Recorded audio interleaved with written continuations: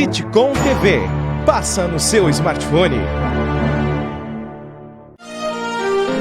Olá você, salve, salve, bom dia, tudo de bom, né? Sabe Caxias by Bitcom, manhã de quarta-feira, dia 20 de maio, 11 horas 35 minutos, 36 minutos agora no amanhecer desta nossa quarta-feira, temperatura subindo 22 graus, né? A temperatura e hoje pode chegar a casa dos 26 e números mais otimistas mostram que podem chegar a casa dos 27 graus. A partir de agora nós estamos integrados, né? Pela Bitcom TV também na plataforma aí do Sabe Caxias. E claro, conduzindo para você a programação Sabe Caxias by Bitcom. Então nós estamos também ao vivo dentro da página Sabe Caxias pelo Facebook, estamos também com a plataforma Sabe Caxias e por isso a gente faz já o contato nesse exato momento com ele que é aí o protagonista, ele que é o frente, né, do projeto Sabe Caxias e vai conversar com a gente também, apresentador deste programa aqui pela Bitcom TV, nessa parceria Sabe Caxias by Bitcom. Miguel Brambila, nós lhe cumprimentamos com um bom dia especial e, a partir de agora, também vamos acompanhar as atualizações dos últimos fatos, inclusive balançando hoje pela manhã já informação nacional, Regina Duarte indo embora, dando adeus, dando um abraço apertado em Jair Bolsonaro e indo cuidar da Cinemateca, né? Por assim dizer, um dos principais acervos culturais do nosso país quando se trata de audiovisual. Bom dia. Bom dia, Edinho Soares, bom dia a todos, um prazer sempre estar neste programa, Sabe Caxias by Bitcom, uma parceria aí também, né, com o Fabiano Vergani, com o Cleberson Portela e com você, claro, Edinho Soares. Obrigado. E esse público aí, nossos amigos que estão na nossa audiência, nós estamos na edição 86 hoje de Sabe Caxias, né? Isso é muito bom, meu caro Edinho. Puxa, vamos aí, né? Pois é, tem muito assunto para hoje, né, Edinho? Vamos primeiramente nessa questão rápida da Regina Soares, que era previsível, mais um ponto de credibilidade, né, do governo Bolsonaro, infelizmente, para ele próprio, né, para o Brasil, porque acaba perdendo a credibilidade alguém que assume aí o carisma, né, da Regina Duarte, ela que rompeu um contrato com a Globo aí de muitos anos, vitalício, talvez não seja o problema dela o dinheiro, mas porém também depois daquela entrevista na CNN, né, ela não precisava, né? Foi desastrosa a sua passagem pelo governo. Bolsonaro usou o seu carisma enquanto pôde e o governo segue, né, como uma nau à deriva, infelizmente, Edinho. Só para eu sei que nós temos que trabalhar esse assunto, mas nós temos o assunto principal que está na nossa manchete, né, do nosso programa, que é as eleições. Mas nós não podemos deixar de passar em branco, até porque houve mudanças em nossa roteirização e é natural isso, faz parte da imprensa. A imprensa vai caminhando conforme os fatos vão nos ordenando. Miguel Brambila, a ida, né, da Regina Duarte para o governo federal era um rostinho bonito, no sentido de que figurasse uma pessoa de grande expressão pela cultura nacional, mas ela tinha uma missão por trás disso, de ser a protagonista do conciliamento das ideologias e, claro, que pudesse deixar uma outra cara, uma outra impressão por parte do governo federal, porque o governo federal tira o status de ministério e coloca a cultura brasileira como sendo apenas uma portaria ou um departamento, ou como mesmo o governo diz, uma secretaria, diminuindo valores, diminuindo ações, diminuindo muito investimentos na área da cultura nacional e tratando, né, assim como diz os criadores, os produtores culturais, tratando a cultura que já estava desgastada com muito descaso. O que a gente pode analisar baseado nisso? Sim, Edinho, apesar de ela ter cantado, né, o Pra Frente Brasil, né, todos juntos vamos, né, que era um hino ufanista dos anos 70, né, 90 milhões em ação, essa música. Pra Frente Brasil. Era ufanista, né, era o hino da seleção brasileira dos anos 70 e também na época, né, Pra Frente Brasil, né, 5 anos em 5. Tinha uma conotação militar, do AI-5, né? Edinho, né, portanto, dentro desta realidade, é preciso entender que ela foi mais uma representante da extrema-direita depois de conversar com o Bolsonaro, fazer um fiasco numa entrevista, dizendo que no stalinismo, né, morreu muita gente, no nazismo. Sim, é verdade que na ditadura morreu muita gente, se morre todo dia. Nós passamos de 1.100 registros, né, ontem, e o presidente Bolsonaro fez uma comparação da cloroquina com a tubaína. E, por outro lado, né, o Lula agradecendo ao coronavírus politizando também a questão, né? Ou seja, extrema-direita e extrema-esquerda, né? Dois aloprados, um de cada lado, né? E o povo no meio, Edinho. O pessoal tá dizendo, e eu gostaria que você olhasse e pontuasse sobre tudo isso, expressões de um povo que pensa e raciocina e comenta, mas que muitas vezes talvez não esteja totalmente com a verdade. Mas estão dizendo que não teve muita expressão essa colocação do Lula, até porque o Lula já estaria meio apagado. Será que isso se confirma? Mas o Lula é um homem muito mais inteligente do que o próprio Bolsonaro, na minha visão. Eu acho que não. Ele tem um partido, que é o Partido dos Trabalhadores, que está na justiça, aliás, porque não poderia ter recebido verbas internacionais e recebeu. Um partido político, a legislação brasileira não permite.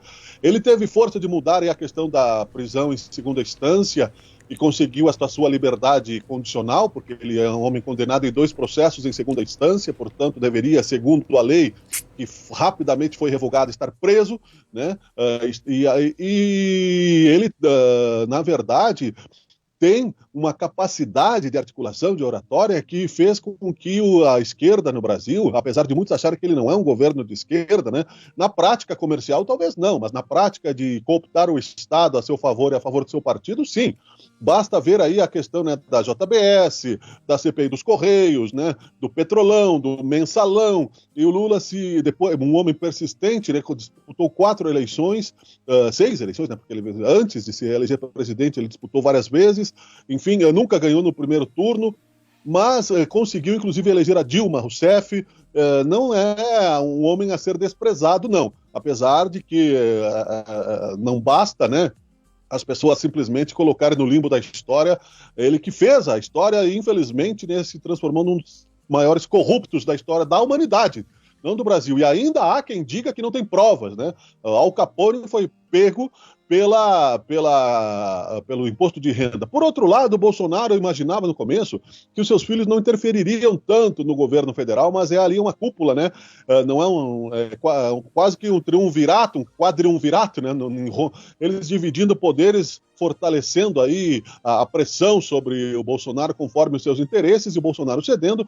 E o que aconteceu ontem nessa história da tubaína, isso é um fato, viu, Edinho? Né? Você deve estar sabendo na sua live. É o comentário presidente aí da República rindo e fazendo piadinha como se ele fosse o Tom Cavalcante, né? Como se ele fosse, não, toma... O protocolo da cloroquina é aquilo que nós estamos falando, cheio de problemas de contraindicação. Você pode morrer, né? Mas se você quiser, você toma, né? Uma questão, né? E às vezes você pode, inclusive, pode até agravar a doença. Você pode não estar com sintomas muito graves, e aí é que entra a questão, porque em último caso, né, antes da eutanásia já estava autorizado. Só médicos e pacientes agora que vão decidir. Então, na verdade, ele está comemorando uma vitória populista que não faz sentido nenhum. O pior de tudo isso, que eu acho, na minha opinião, Edinho, é que muita gente cegamente vai achar que esta é a grande salvação da humanidade e vai continuar seguindo cegamente um presidente que perde a governabilidade a cada dia que passa. Por exemplo, a sanção da lei que já passou pelo Congresso 2 vezes, que ajuda os estados e municípios, ainda não foi feita por ele. Há mais de 15 dias que já está aprovado aí o projeto com algumas modificações, segundo quer o Paulo Guedes, né, que se demonstra um puxa-saco, porque seria, né, um homem de hombridade, não aceitaria aquele plano que fizeram pelas suas costas. Então nós estamos aí com o último pilar de credibilidade, entre aspas, que tem aí no mercado financeiro algum caminho, que é o Paulo Guedes. Mas por que o presidente não sancionou o dinheiro que é dos brasileiros, não é do Bolsonaro? A questão de ajudar os estados e municípios que perdem a arrecadação neste momento por causa da necessidade, né, desse distanciamento social. Porque eles são contra, simplesmente por isso, porque eles acham, né, inclusive, Edinho, já foi anunciado aí o debate, né, para o Enem, atrasar-se o Enem. Mas nós temos uma matéria aí para colocar do Barroso, que são 3 minutos apenas de matéria, um recorte de uma matéria do blog do Vila, falando sobre as eleições deste ano. O ministro do STF, Luiz Carlos Barroso, Barroso, né? Que vai, Luiz Roberto Barroso, agora eu esqueci o nome do ministro, mas é o ministro Barroso que vai assumir o Tribunal Regional Eleitoral no dia 25 de junho, falando que ele não quer adiar as eleições e acha que prorrogar mandatos não é bom, Edinho. Não sei se está no ponto aí, podemos rodar. Sim, inclusive, se tu me permite um gancho antes, né? Cabe destacar que diz que há uma ala no Senado e um grupo buscando uma composição para tentar barrar, né, as eleições deste ano. Mas o objetivo deles não é permitir que também haja prorrogação de mandatos de prefeitos e também vereadores. Seria um objetivo de tentar postergar a data relacionada às eleições. Se esse grupo vai conseguir formar uma coesão, né, para que possa conseguir esse intento, a gente ainda não sabe, mas há também esse grupo. Eu acho que é interessante que se destaque esse trabalho também. E vamos agora, então, estar acompanhando esse VT, né, que foi disponibilizado pelo o Miguel Brambila, para nós nos aprofundarmos um pouco mais nesse assunto. Vamos compreender. Pois então, até pouco tempo eu, em matéria de direito, eu lia os constitucionalistas, os administrativistas, os civilistas. Ultimamente, eu estou craque em Covid-19. Se quiser fazer também uma sessão sobre Covid-19, eu estou deitando conhecimento, porque eu tenho conversado mais com médicos, com epidemiologistas, e ainda ontem conversei longamente com um sanitarista de primeira linha, e só não vou revelar os nomes, até porque não tem autorização deles, mas gente de primeira, porque nós precisamos ser capazes de prever um pouco o futuro. Neste momento, eu sinto dizer, a minha bola de cristal está embaçada e esse futuro é imprevisível. Eu não gostaria, Vila, de adiar as eleições. Eu preferiria realizá-las em 4 de outubro, próximo, primeiro domingo de outubro.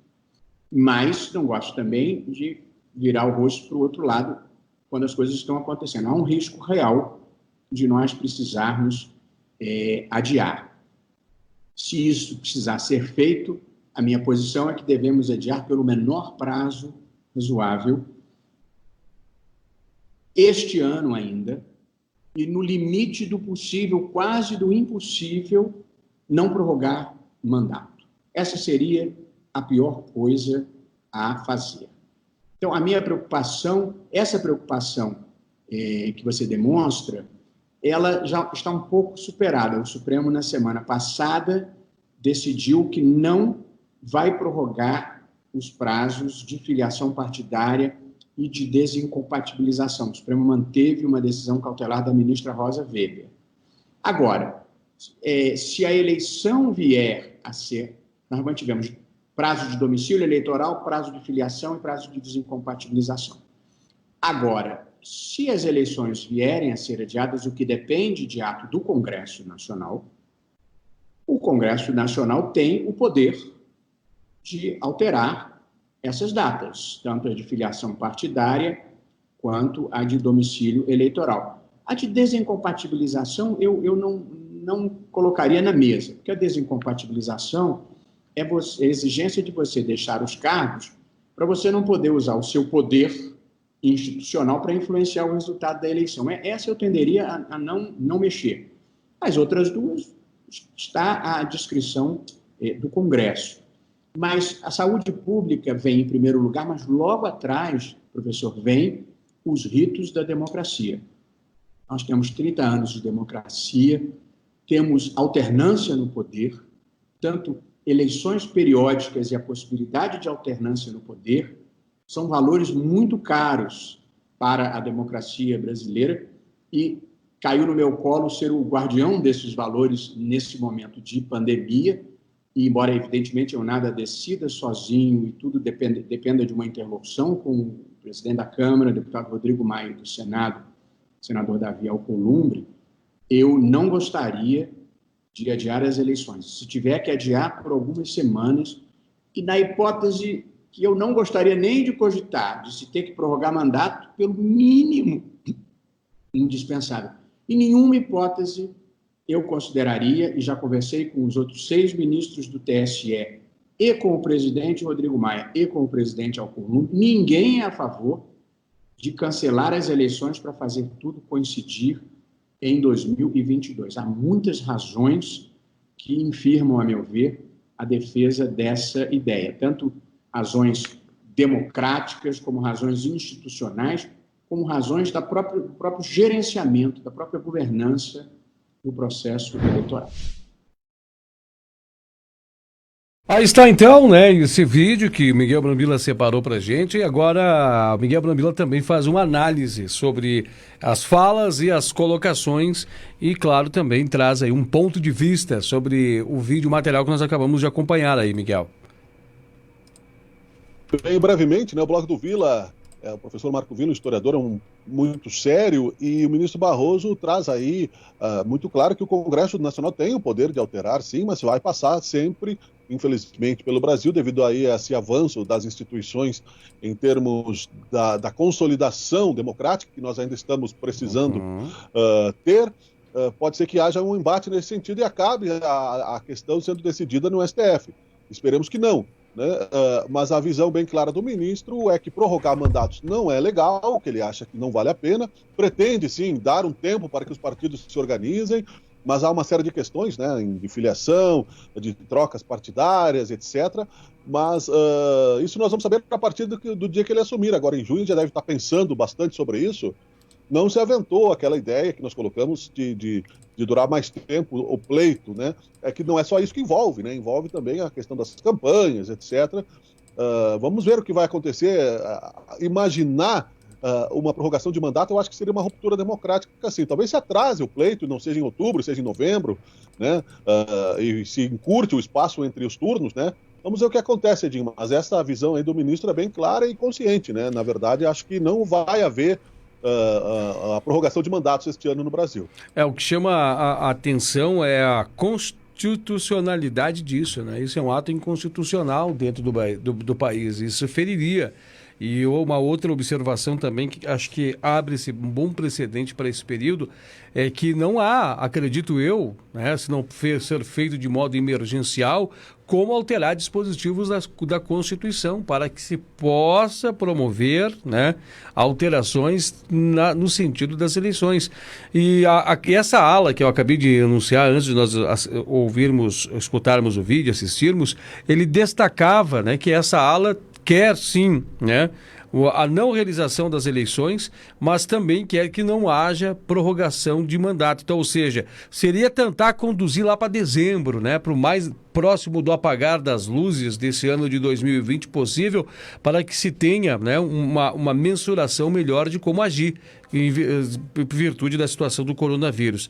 Muitas pessoas estavam comentando, Miguel, nós abrimos uma discussão disso em outras programações, que poderia ser realizado campanhas distribuídas em um prazo de uma semana. Sessões de número tais votariam num dia, seguindo a ordem alfabética. Sessões de números tais votariam no dia subsequente, em ordem alfabética, para evitar aglomerações. Mas isso colocaria em dúvida o pleito, né? Até mesmo facilitaria bocas de urnas e tudo quanto é tipo de situação. Isso traria alguns tendencionismos, alguns desconfortos eleitorais. Outra questão que nós tratamos também, é até bom aprofundar, como é que se comportaria mesários dentro de uma sessão eleitoral cheio de sessões, cheio de urnas, com aglomerações de pessoas.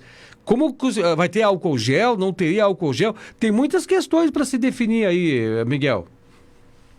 É verdade. O álcool gel, acho que seria, né, o mínimo, né? Estaria mais presente do que o resto, né? Mas tu entende, mas a logística disso, né? Eu estava tentando falar para ti, a logística, quem vai dar? O governo federal? Como é que o governo federal vai mandar? Quem vai pagar a conta? O TSE vai pagar? O Tribunal Superior Eleitoral? Quem paga a logística disso? E quem é que vai se comprometer em colocar, porque os mesários, eles são convocados para trabalhar de forma voluntária, mas e se pegar um Covid-19, quem vai assinar por isso? Então, essas questões de imbrólios jurídicos que eu gostaria de tratar, conduzir nesse sentido. Sim, não, eu te entendo. Eu digo assim, até porque eu vi ontem não coloquei no ar aqui porque ela tem um pouco de conotação de uma música, né, do álcool gel, que é muito engraçado, é um meme, né, por isso que eu fiz. O álcool gel estará presente, a grande estrela, né, desse momento. O insumo necessário. Né? E, enfim, vai ser bem complicado, sim. São vários fatores, né, muito difíceis de serem controlados num único dia, mas nada é impossível, né? Desde que se haja boa vontade, desde que haja uma liderança nacional, desde que as normas sejam claras, porque nada diz que em 2 meses a realidade vai mudar.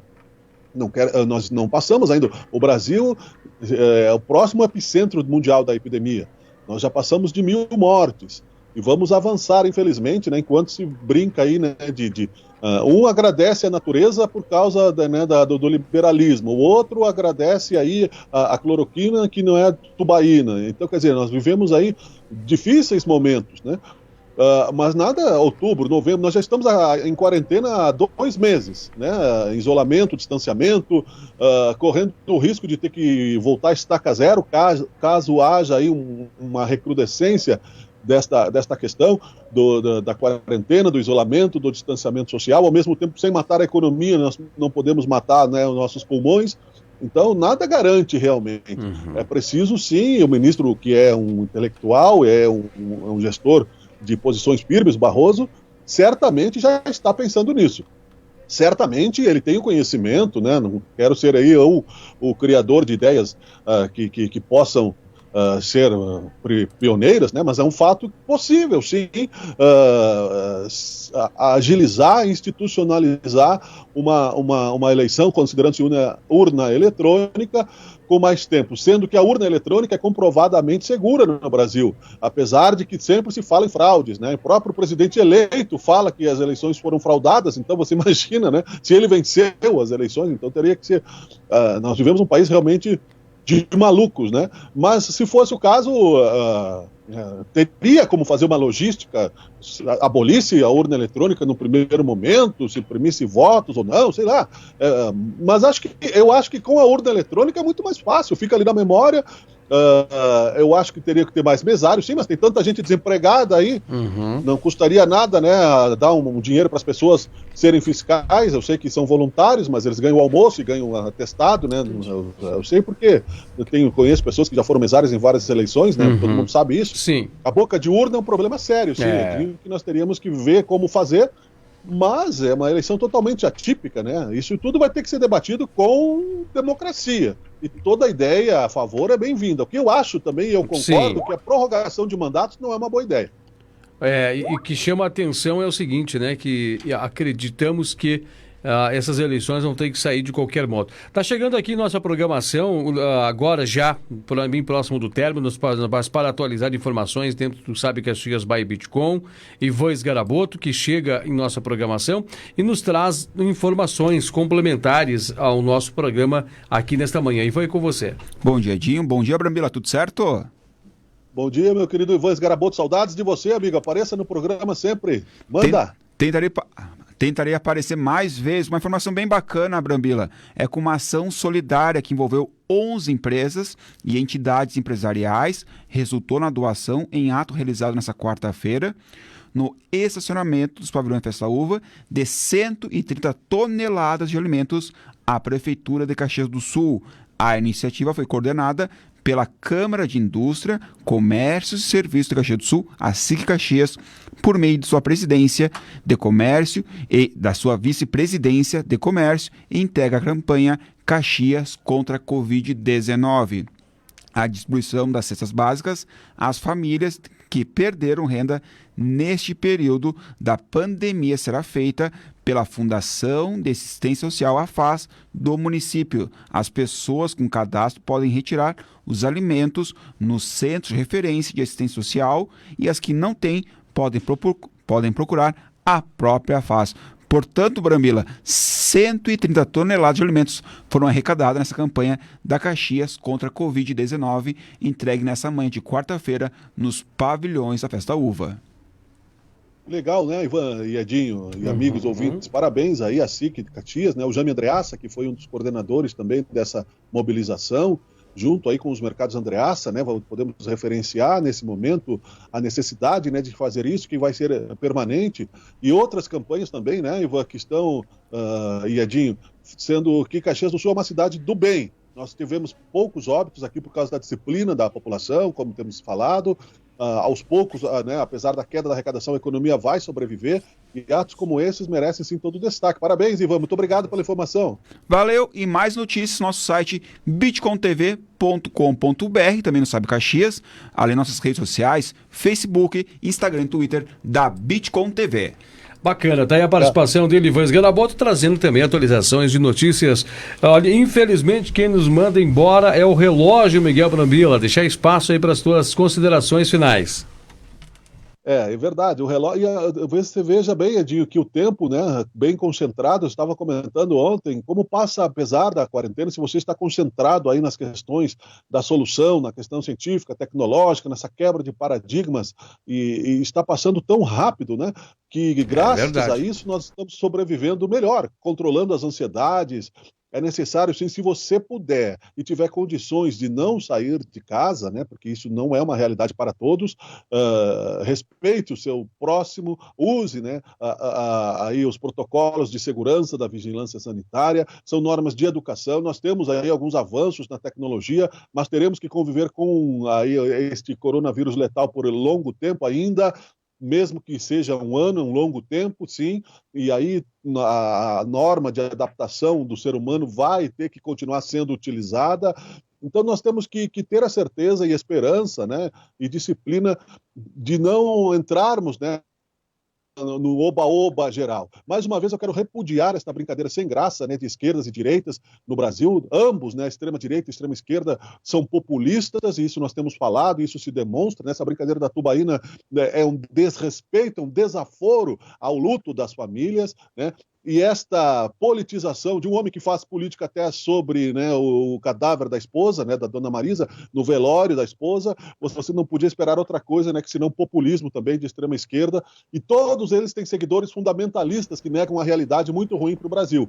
Esperemos uma normalidade, sim, na política, na realidade. O coronavírus, né, vai ser superado, mas o Brasil tem que ser reconstruído como nação, Edinho, como um Estado, né, e precisamos de estadistas, né, não de debilóides, né, que são capazes, né, de arrebanhar pessoas de todos os lados, que seguem sem raciocínio, sem bom senso e sem o mínimo, né, de tato com a dor alheia. Isso é muito triste, é muito ruim. Por um lado, por exemplo, o Bolsonaro está sendo, vou concluir, Edinho, responsabilizado pelo desgoverno, por mortes que estão acontecendo pela sua falta de liderança e mentir na Organização Mundial da Saúde que está fazendo através do seu ministro, né, impondo aí essa questão da cloroquina para muita gente inocente que vai acabar morrendo por causa disso. E por outro lado, o Lula, que é um ex-presidiário condenado, tem um monte de dinheiro sujo que está fora do Brasil, que poderia ser leito e respirador, que não está justificado ainda, e, portanto, né, foi um dos governos mais corruptos da história da humanidade.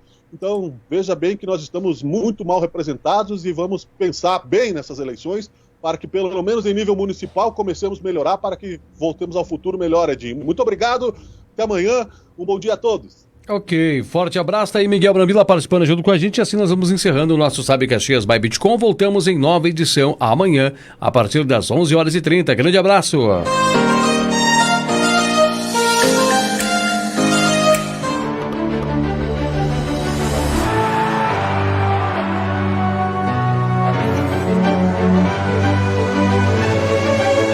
Bitcoin TV.